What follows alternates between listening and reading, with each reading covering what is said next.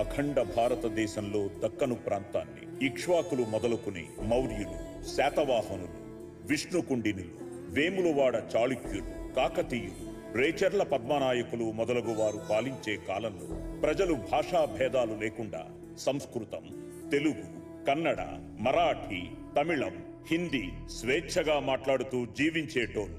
ఆ తర్వాత బహుమనీ సుల్తాన్లు ఈ ప్రాంతాన్ని ఆక్రమించి గుల్బర్గాని రాజధానిగా చేసుకుని మొదటిసారి పర్షియన్ భాషని అధికార భాషగా ప్రకటించిండ్రు. ఆ తర్వాత సుల్తానులు, కుతుబ్ షాహీలు, మొఘలులు ఈ ప్రాంతాన్ని పాలించిండ్రు. మొఘలుల చివరి రాజైన ఔరంగజేబు పాలనలో పర్షియా నుండి వలస వచ్చిన మొదటి నిజాం మీర్ ఖమ్రుద్దీన్ ఖాన్ ఈ ప్రాంతానికి సుబేదారుగా పనిచేస్తూ ఔరంగజేబు అతని కొడుకుల మరణానంతరం 1724వ సంవత్సరంలో తానే రాజుగా ప్రకటించుకుని ఔరంగాబాదును రాజధానిగా చేసుకుని పాలించేటోడు. అతని తర్వాత రెండవ నిజామైన మీర్ నిజాం అలీ ఖాన్ రాజధానిని హైదరాబాదుకు మార్చుకుని పరిపాలిస్తూ ప్రజల నుండి అధిక పన్నులు వసూలు చేస్తూ బ్రిటిష్ వారికి కప్పం కట్టడం మొదలుపెట్టిండు. ఆ తర్వాత నాల్గవ నిజామైన మీర్ ఫర్ఖుదా అలీఖాన్ సమయంలో నిజాం సైన్యాన్ని బ్రిటిష్ సైన్యానికి అనుబంధంగా మార్చి ప్రజలను కట్టు బానిసలుగా మార్చేసిండు. ఈ బానిసత్వాన్ని భరించలేక ఐదవ నిజాం అఫ్గల్ ఉద్దౌలా పరిపాలనలో మొదటిసారి బ్రిటిష్ అనుబంధ నిజాం పాలనను వ్యతిరేకిస్తూ రామ్జీ గోండు జల్ జమీన్ జంగల్ నినాదంతో తిరుగుబాటు ఉద్యమం మొదలుపెట్టిండు. నిజాం అరాచకాలు, నిజాం అరాచకాలు, నిజాం అరాచకాలు. అది సహించలేని నిజాం బ్రిటిష్ సైన్యంతో కలిసి రామ్జీ గోండుపై దాడి చేయించాడు. పట్టెడు మెతుకుల కోసం పిడికిలి బిగిస్తే 1000 మందిని ఒకేసారి పట్టుకుని ఒకే చెట్టుకు ఉరితీసాడు. నాటి నుండి దానిని 1000 ఉరుల మర్రి అని పిలుస్తారు. జలియన్ వాలాబాగ్ ఘటన కంటే ఎన్నో ఏళ్ల ముందే జరిగిన ఈ మారణకాండతో నిజాం అనే పదం వింటేనే జనంలో భయం పుట్టేది.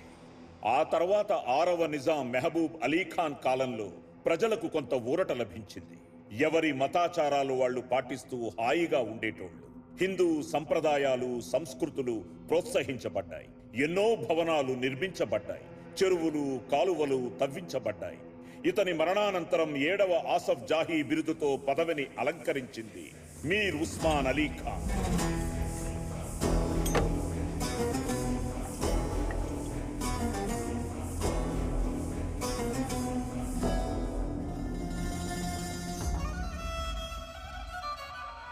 ఇస్లాం రక్షణ కోసమే అల్లా తనను పుట్టించిండని చెప్పే 7వ నిజాం కాలంలో మందిరాలు మసీదులైనాయి. సనాతన ధర్మాలు మంటగలిసినాయి. పాలమూరు మెహబూబ్ నగర్గా, ఇందూరు నిజామాబాదుగా, యలగందల కరీంనగర్గా మారినాయి.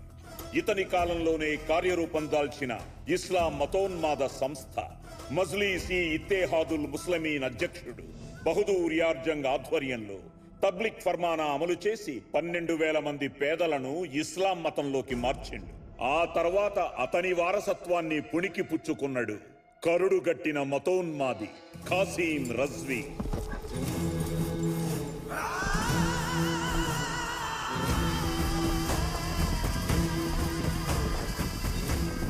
రజాకార్లు అతని సైన్యం, కఠినత్వం అతని నైజం, కర్కశత్వం అతని ఆనందం, నిజాం అతని ఆయుధం.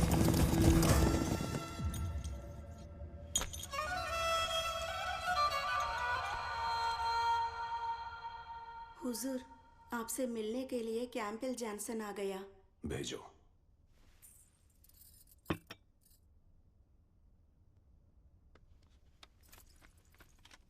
Please.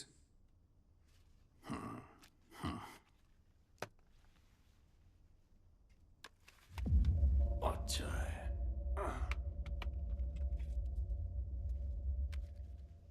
Lord Mountbatten asked me to inform you in advance that in the upcoming days, the Indian independence is imminent.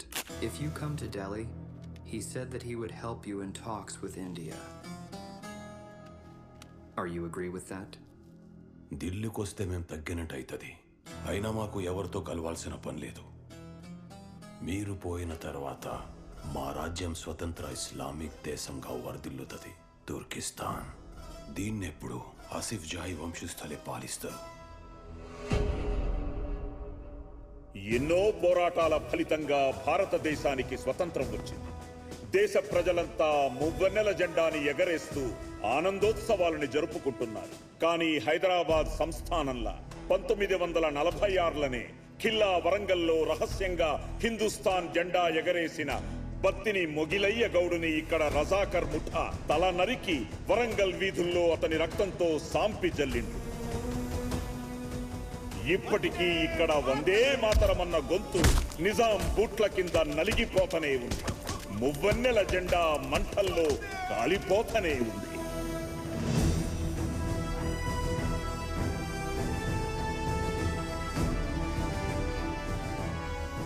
British empire,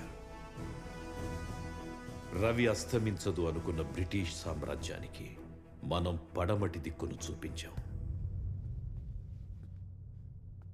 కానీ మతం అన్న పేరుతో అఖండ భారతాన్ని 2 ముక్కలు చేసుకున్నాం. అది విచారకరం. ఇప్పుడు మనం ఈ రాచరికాల్ని ఇలాగే చూసి చూడనట్టు వదిలేస్తే ఈ దేశం 565 ముక్కలయ్యే అవకాశం ఉంది. అలా జరగడానికి వీల్లేదు. పటేల్ జీ, నవాబ్ మీర్ ఉస్మాన్ అలీ ఖాన్ హైదరాబాద్ని ఆల్రెడీ స్వతంత్ర ఇస్లామిక్ రాజ్యంగా ప్రకటించుకున్నాడుగా.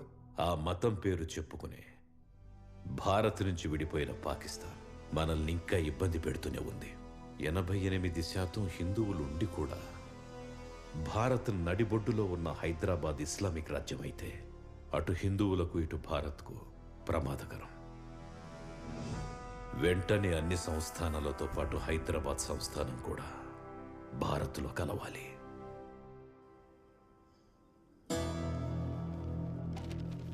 फतेह जंग नवाब मीर उस्मान अली खान साहब असफ जाही सुल्तान का परचम बुलंद रहे. आपने बुलाया हुजूर? సర్దార్ పటేల్ నుంచి లేఖ వచ్చింది. లిఖా హై, అగర్ హమ్నే హైదరాబాద్ను హిందుస్థాన్లో విలీనం చేయకుంటే పరిస్థితులు తీవ్రంగా ఉంటాయట. నిన్న కాక మొన్న రెక్కోల్చిని ఆ హిందుస్థాన్కి. అట్లాంటిది ఎన్నేండ్లు పాలించానా మిమ్మల్ని శాసిస్తారా? లేదంటే యుద్ధం తప్పదని బెదిరిస్తుండ్రు. వాళ్ళకంట శక్తి లేదు హుజూర్.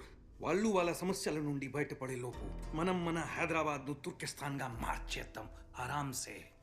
దానికి ఇక్కడ హిందువులు ఒప్పుకుంటారా? ఈ మధ్య మీరంటే వాళ్ళకి భయం తగ్గిపోయింది. అడుగడుగున వాళ్ళు మిమ్మల్ని బదనాం చేస్తుండ్రు. ఏమంటుండ్రు? వాళ్ళేమంటుండంటే ఆ ముసలోడు 100 మందిని పెండిలి చేసుకుని వాళ్ళకి చెప్పకుండా వచ్చి గోడపోయాడు గట్లాంటోని మాకు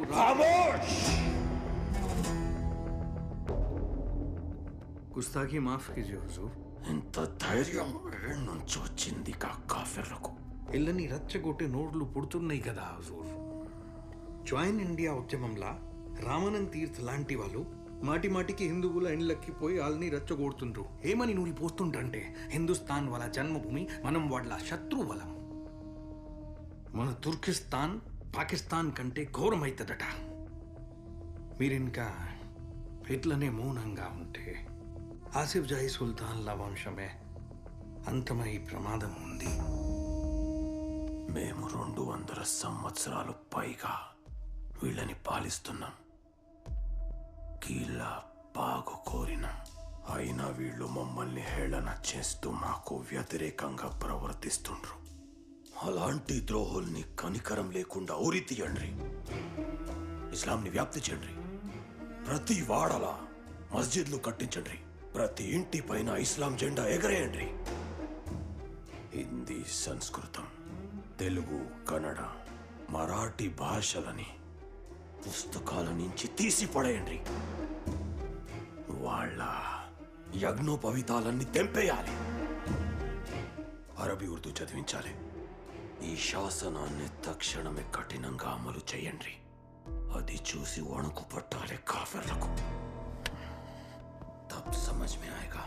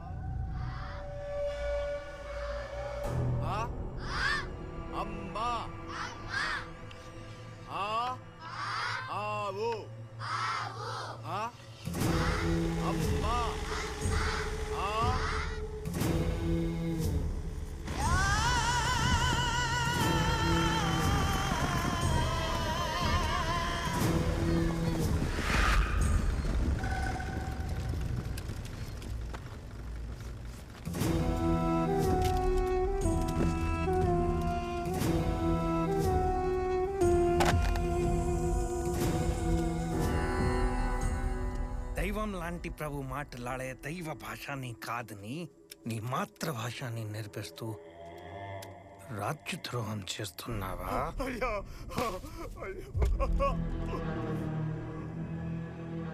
हमारी जुबान क्या है, तू क्या सिखा रहा है?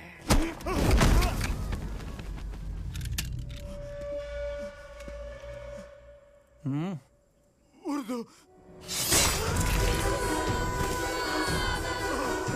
आया, आया, आया।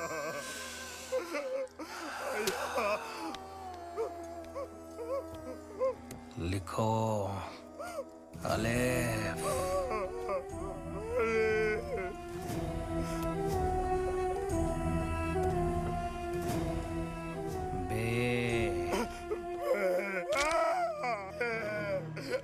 ये सिखाना चाहिए था। तू क्या सिखा रहा है?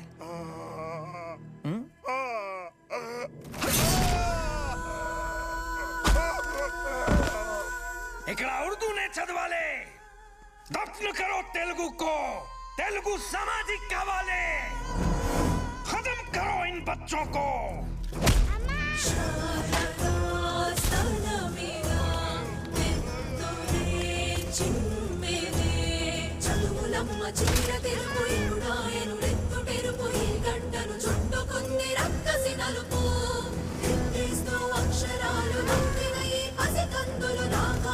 రాజ్యాన చితిలో కలిసే భాషా తిలకం